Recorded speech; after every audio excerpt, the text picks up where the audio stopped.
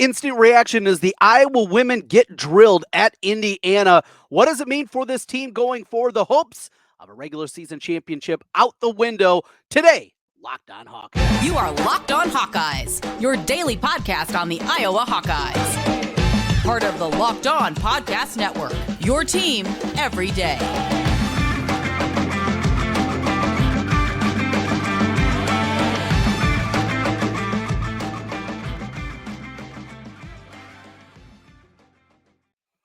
Hey, welcome in. I'm Trent Condon, and this is the Locked On Hawkeyes podcast. Thanks for making Locked On Hawkeyes your first listen every day. We're available wherever you find podcasts. You can also find us on YouTube. While you're there, make sure you hit the subscribe button. Helps us get in front of more Hawkeye fans. Today's episode is brought to you by FanDuel. Make every moment more. New customers, join today, and you'll get $150 in bonus bets if your first bet of $5 or more wins. Visit FanDuel.com/locked on to get started. Well, it was an ugly one as Iowa falls at the hands of Indiana. 86-69 is the final, a 17-point loss for the Hawkeyes in this one. A game where it was just a whole lot of domination. It was ugliness on the offensive end of the floor. It was ineptitude on the defensive end of the floor. Everything that could go wrong certainly did go wrong in the game against the Hoosiers. It's one that makes us remember, certainly this team is not invincible. You look back at the 3 losses earlier this season, and you're left saying each and every one of those games, it was Iowa making mistakes down the stretch that ultimately was the difference. It was in game 1, the first loss of the season against K-State. Very good post player, but a fourth quarter that was clunky, offensively inept, and really fell apart in that fourth quarter and allowed K-State to steal a victory. You avenge that loss later on as you get to play them down in Florida, and you get that one, you're feeling good. And then beginning a Big Ten play, things are going great. Undefeated start to the season. Everybody's playing well. Everything is clicking. Then you lose the first game against Ohio State, a game where you led by 7 late in the game, had a double-digit lead in the fourth quarter, and it was really one player. I mean, the post-player coda for Ohio State, she was just making plays down the stretch, and Iowa didn't do anything defensively really to make it difficult on her. The doubles didn't come quick enough, and she was able to take over and ultimately win that game in overtime. The loss against Nebraska, it was a weird fourth quarter. Subconsciously or consciously, the scoring record sitting there. Iowa let another lead slip away. But those are all games that, there were a few cracks in it, but there was nothing to be overly concerned about. This one, though, was completely different. In a game where Caitlin Clark goes off for 24 points, 10 rebounds, 9 assists, that doesn't paint the picture of how rough this was. And you could tell early on that Caitlin just didn't have it from the outside. One of her first 5 in the second half, she was just hoisting, had a couple rattle out, one at the end of the first half, another one, I think it was either late in the third or early in the fourth when they cut it to an 8-point deficit, had another 3-pointer that just rattled out in it. It was one of those nights. And as it got away, Iowa was trying to shoot their way into it. Because of that, you look at the final numbers, 5 of 28 from 3. Now, very rare that Iowa only has 5 3-pointers in a game, shooting 17%. Missed free throws. Caitlin Clark with 3 missed free throws in the game, 12 of 18. She just didn't have it. And that's going to happen. I mean, to hope that we put, Superwoman on this pedestal, right? And we expect that every single time she's going to play at an uber elite level, it just doesn't happen. It doesn't happen every single game. And the unfortunate part in a night where she needed her teammates were not up to the challenge. Now, credit to Indiana. The Hoosiers played incredibly well. The environment was charged up. They were ready to go, and you could certainly see that from the get-go. And very early on, they were getting the ball to Mackenzie Holmes, letting her do her thing. She plays with physicality. She plays with a little extra, maybe a little extra shove, a holler in the face of Hannah Stolke, those kind of things. Look, I don't have a problem with that. Look, you make a big block shot, you want to holler, that's good. I mean, we can't enjoy Caitlin Clark and all her histrionics that she has and then get mad when somebody else shows a little flair, right? We just can't. But a little extra, a little cheap, that's a little too far. That aside, though, that doesn't matter. Indiana, credit to them. They played really well, pulled away in the second quarter, and every time Iowa had a little bit of a run, they had a response. And it wasn't just Mackenzie Holmes, and that was the big part of that. Now, Scalia, we talked about it, and she was one of the reasons I was concerned because you go back to the first matchup in Iowa City, she was 0 for 4 for 3. That's not how she shoots the basketball. She just doesn't. And going back to that game since then, this is what she's done. 5 3-pointers, 6 3-pointers, 3, 4, 3, 5, 4, 4, 2 in the loss to Illinois before this one, and then she goes 3 of 8. You knew she was not going to shoot the ball as poorly as she did in Iowa City, and she certainly did not as she goes off for 25. But it wasn't just her. Garzon, she has length that Caitlin Clark doesn't see very often. At 6'3", her athletic ability that she has, coupled with the size and the length that she has, this is a matchup that's not going to happen very often against Caitlin Clark. And because of that, that was another one of my concerns, and that definitely played out going into this game of when you have a player like that with that kind of athleticism, it makes it incredibly difficult on Caitlin. And you can see she couldn't get the wiggle room. She couldn't get into a rhythm. I thought she should have gone to the rim a little bit more. It was a frustrating night. And a frustrating night because nobody else stepped up with Caitlin. On a night where she doesn't have it, she finishes 8 of 26 from the floor. Those 3 missed free throws, as I mentioned, 5 of 8 from the free throw line, and 3 of 16, woof, from downtown. There was nobody else. There just wasn't. In fact, maybe Kate Martin had 19, 0 of 6, though, from 3. Maybe the player that played, I thought, the second best on the team in a game where Caitlin didn't play well, but was the best of the bunch, might have been Addison O'Grady. And though Addison got 2 cheap fouls, and both of them were definitely questionable fouls as she's battling in there against Holmes and her physicality, but she was able to go out there when she got the minutes, the 10 minutes, I thought they were impactful. She got to the rim. She got caught underneath the rim on one and had a bad shot underneath the backboard. But that aside, I thought she was out there. She was competing. We mentioned it a bunch here. If I was going to get to the heights of a year ago, if they're going to make another run to the Final Four in a championship game, Addison O'Grady is going to have to be an impactful player, probably in a couple of those games. You know, we look back to a season ago and what they were able to do in a season where they get to the championship game. Things also broke Iowa's way. And we also have to be truthful about that. Stanford, the number 1 seed in their region, got beat in the round of 32. They got upset by Ole Miss. That set up the path to have Louisville in the Elite 8 game. Before that, in the Sweet 16 game, Iowa, they got Colorado, not Duke. And Duke, who had a great on-ball defender, their point guard is one of the best defenders in the game. And because of that, that was going to be a difficult matchup against Caitlin Clark. And for Caitlin to go up against one of the best on-ball defenders in college basketball, that's who they would have had to face. Instead, they faced Colorado, which was a good matchup for Iowa in that one. I mean, you go back to the round of 32, a game that normally you should win. Well, of course, they lost the previous year to Creighton in that game. And then in this one, they get Georgia, and that was a dogfight. I mean, that was one to the end. So it's not a foregone conclusion. It doesn't matter what seed you are. Brackets change, brackets open up, brackets don't. And we saw when they had to face Baylor in the Elite 8 with Mega Gustafson. And you just take on a team like that that's not a good matchup, and things can get ugly in a hurry. There's some frustration. There's some frustration now with this team, now losing the Nebraska game, coming back, getting the win, getting the record against Michigan, but then bouncing back and having this kind of clunker. We got concerns. We're going to dive a little bit deeper. And is it time to look at a lineup change? Gabbie Marshall is struggling mightily, not just struggling with her shot.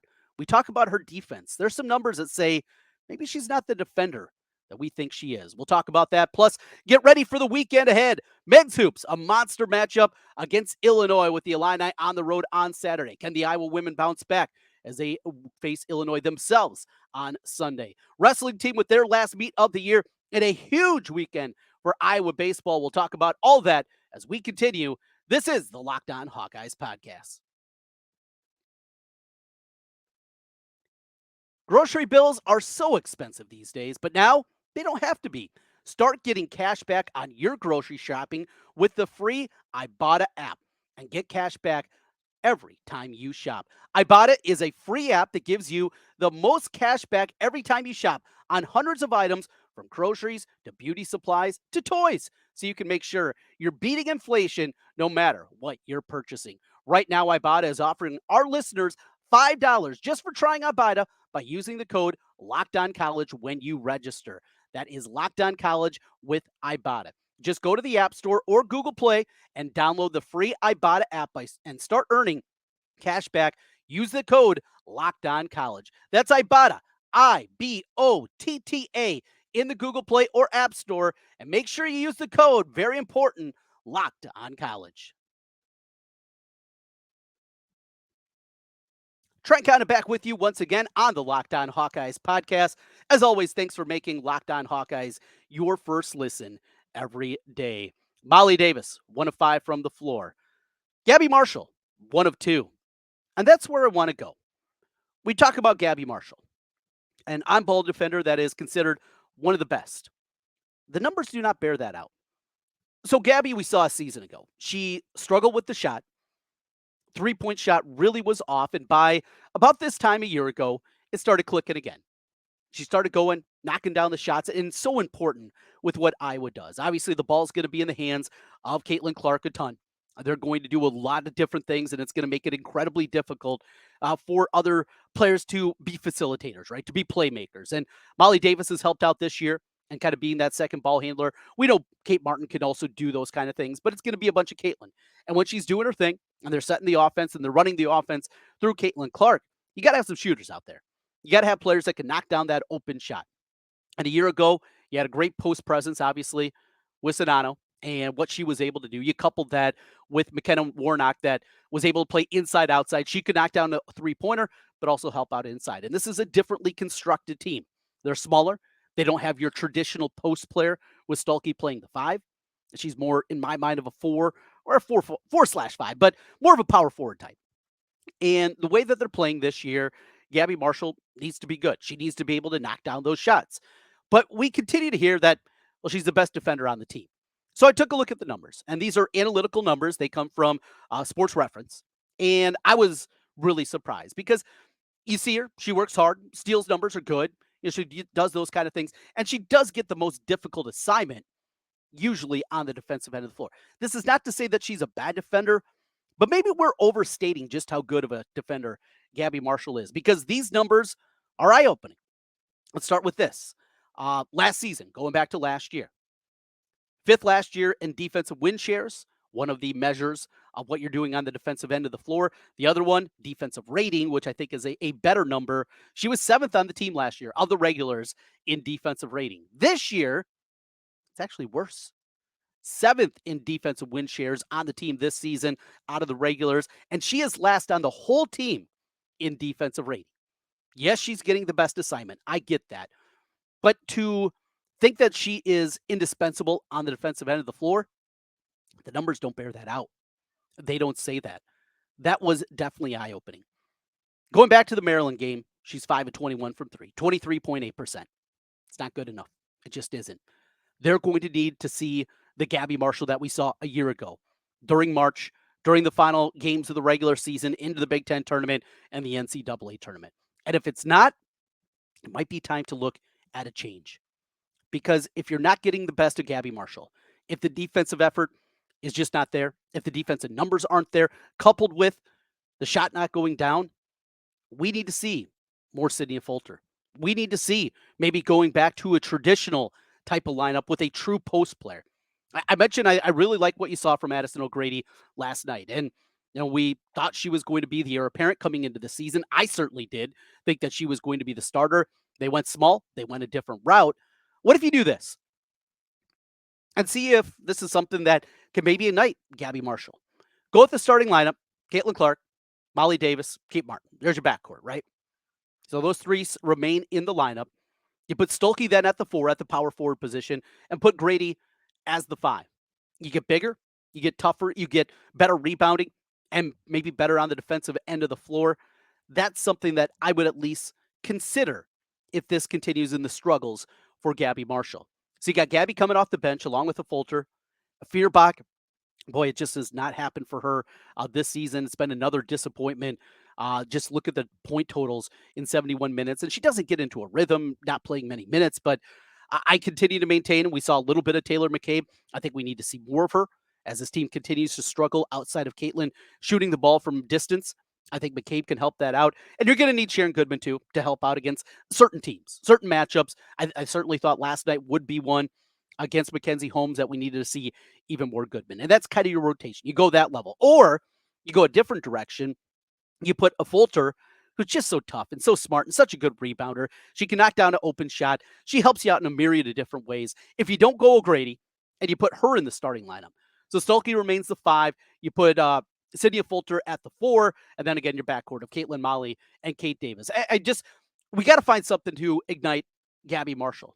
And as we've seen, this has happened with plenty of players in the past. We saw it on the men's basketball team this year with Patrick McCaffrey, and he is playing so much better off the bench. She can be an energy player. She can come in. Maybe that's something that can grow her confidence. And even if it's not a starting lineup change, because to think that you're going to bench a 6-year senior probably isn't very realistic, but it's something to keep an eye on. And now Iowa gets Illinois coming up on Sunday. Illinois team that had just blown out this Indiana team, which is crazy, right? Just Illinois, it's not a talent problem for the Illini. It's a talented team. They sit right now at 13-12 though overall. And they've won the last 2 games, went to Penn State last week, and then got the win Monday against Indiana. They're playing a whole lot better. I mean, they have some definite players on the team. Remember a year ago, Iowa went to Illinois early in the Big Ten season, and they got run out of the gym. I mean, that was about as bad as this one was against Indiana. That's how it was for the Illini. They can beat you in a myriad of different ways. Bostic, good solid post player, 6'2" from Indiana. But a lot of different ways that they can beat you. Go back to that Indiana game, and they did just pounding the ball inside, getting it inside to their post players, and really dominating against a big Indiana team, which is a little bit surprising. Now, Indiana in that game also 6-20 from 3, and that paints a picture because Indiana is one of the best 3-point shooting teams in the country. But Illinois is playing better. And again, just 2 games left in Carver to watch Caitlin Clark in the regular season. We'll see. After Illinois, it's a road trip up to Minnesota to face the Gophers, and then the finale against Ohio State. It looks like the chances of a regular season title are likely over. You go back and you look at last night's game for Ohio State. They went on the road.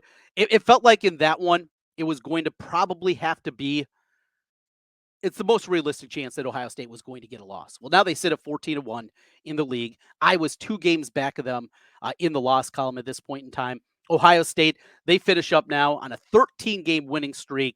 Maryland at home, Michigan at home, and then the road trip to Iowa. I don't see another loss in there for the Buckeyes before they come to Iowa City. And with that, it means you're on the bottom of the bracket, likely in the semifinals, facing Indiana again in the rubber match. Now, I'm fine with that. Look, it's going to be a decided Iowa crowd up in Minneapolis for that Big Ten tournament. We know that the crowd's going to be there, and there's going to be a big-time advantage. Plus, the way that Iowa's played historically under Lisa Bluter. She has done a great job of getting this team, by the time the conference tournament comes around, playing an incredibly high level. We had the number the other day. What was it? There's something like 14-2 over the last 4 years in the Big Ten tournament, something ridiculous like that. They're great.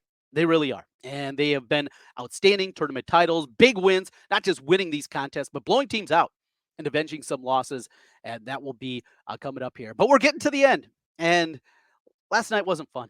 It just wasn't. And it's so rare to have those kind of moments watching this women's basketball team. But that was the reality, and that's what's ahead. What's ahead for the rest of the Hawkeyes this weekend? A monster weekend for Iowa baseball. Is this a top 25 team? They got 3 opportunities to show that. We'll talk a little bit about that and what they have ahead. Also coming up, the men's team. They have won 2 in a row, a couple of quad 1 victories, and they'll get another opportunity as they go to Illinois coming up on Saturday afternoon. And the wrestling team, they wrap up the regular season. We'll talk about all that as we roll through. This is Locked On Hawkeyes. Today's episode of the Locked On Hawkeyes podcast is brought to you by FanDuel Sportsbook. Get buckets with your first bet on FanDuel.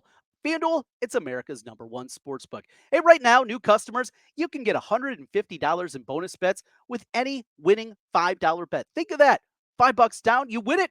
$150 in your account in bonus bets. That's $150 if your bet wins, as simple as that. Bet on all your favorite NBA players and teams. They got quick bets. You just look there, they got a menu, boom, 1 click, and you're ready to go. Live same-game parlays. We've talked about same-game parlays for a long time.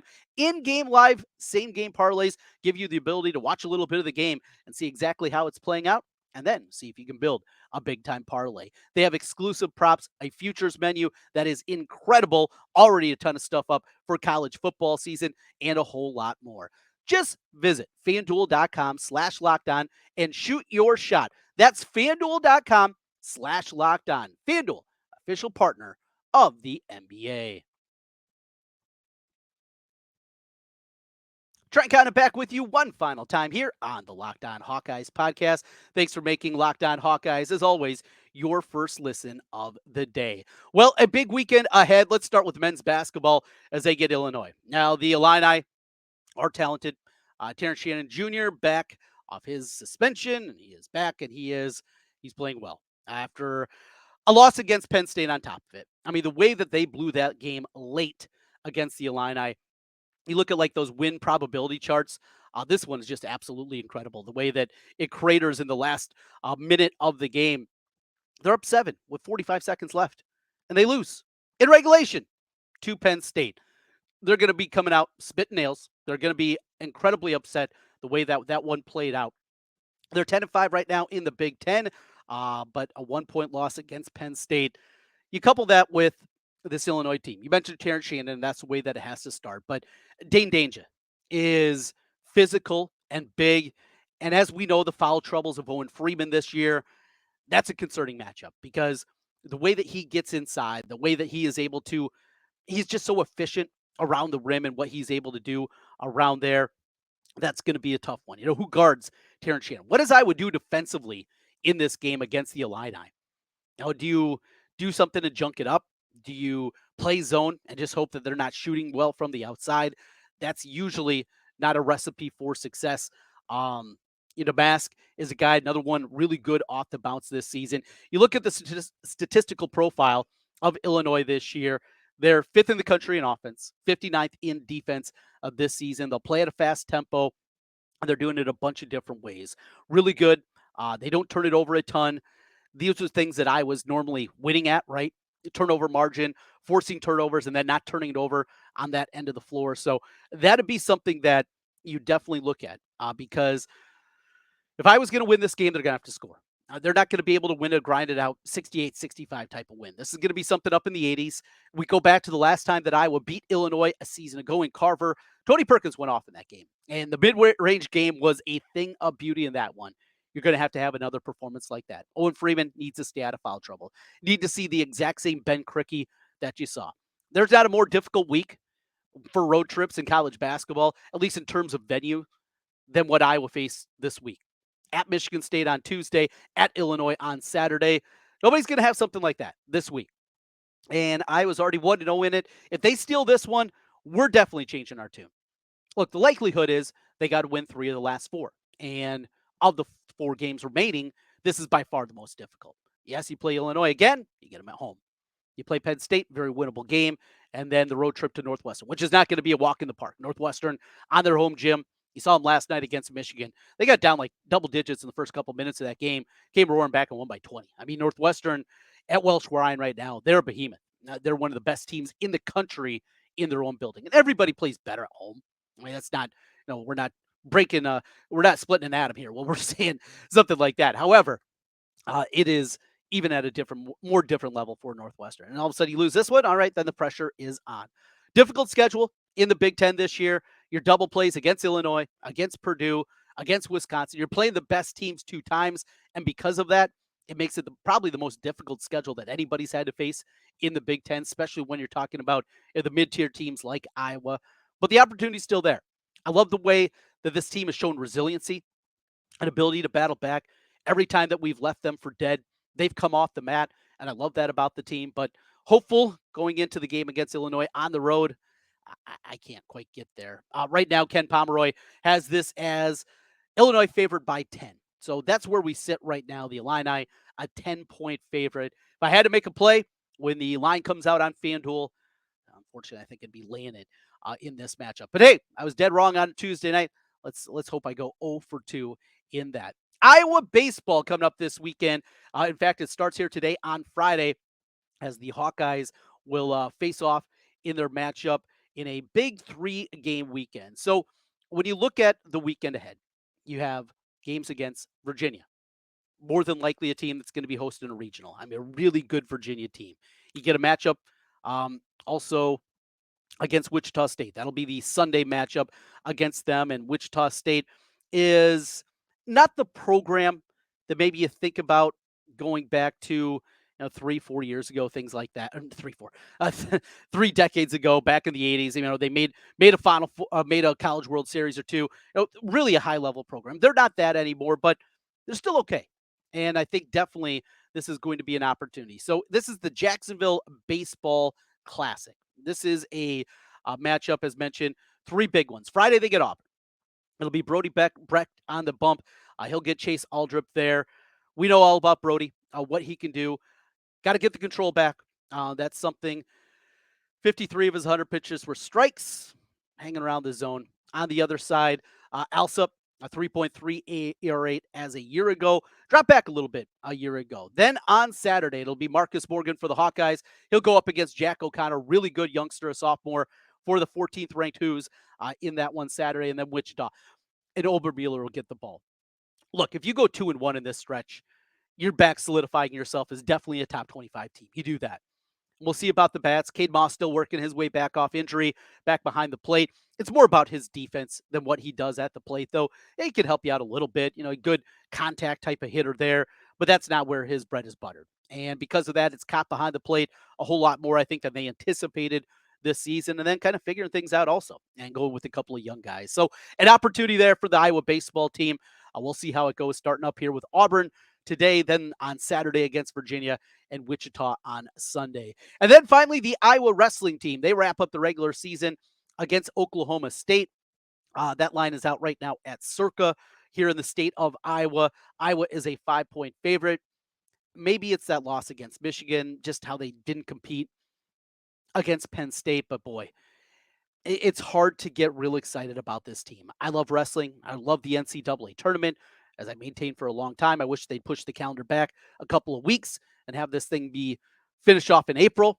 I'm even making a one-semester sport when all the, obviously, pomp and circumstance around the NCAA basketball tournament, both men's and women's now, isn't there. I think it would help elevate a sport that continues to dwindle in terms of Division I programs and those types of things. But that's a conversation for a different day. We'll see. Oklahoma State, pretty good. Number 2 versus number 3. We know the gap between Penn State and everybody else is significant, but what do? You got an opportunity. Gabe Arnold can go out there on the mat one final time as he's worked his way back from injury, still maintain his redshirt status, yet get back out there and see, hey, do we give it a shot come Big Tens and roll him out there? Same thing at heavyweight with Ben Keeter. Did he go that direction? So some decisions certainly for Tom Brands and company on what they're going to do with those 2 freshmen. But yes, both of those guys still can wrestle against Oklahoma State. And if they decide not to wrestle them at Big Tens, they will maintain their redshirt status and then still have 4 years of eligibility going forward. Big weekend. We'll have a recap of it coming up on Monday. Hope you all have a great weekend. As always, thanks for making Locked On Hawkeyes your first listen every day. Also want to let you know Locked On has launched the first ever national sports 24/7 streaming channel on YouTube. And now it's also available on Amazon Fire TV in the free Fire TV channels app. Locked On Sports Today is here for you 24/7, covering the top sports stories of the day with the local experts of Locked On, plus our national shows covering every league. Find Locked On Sports Today now available on the free Fire TV channels app. We'll talk to you again after a great weekend. Let's get a bunch of Hawkeye victories. Enjoy it. As always, a full week in the books. We'll be back with you then. Go Hawks.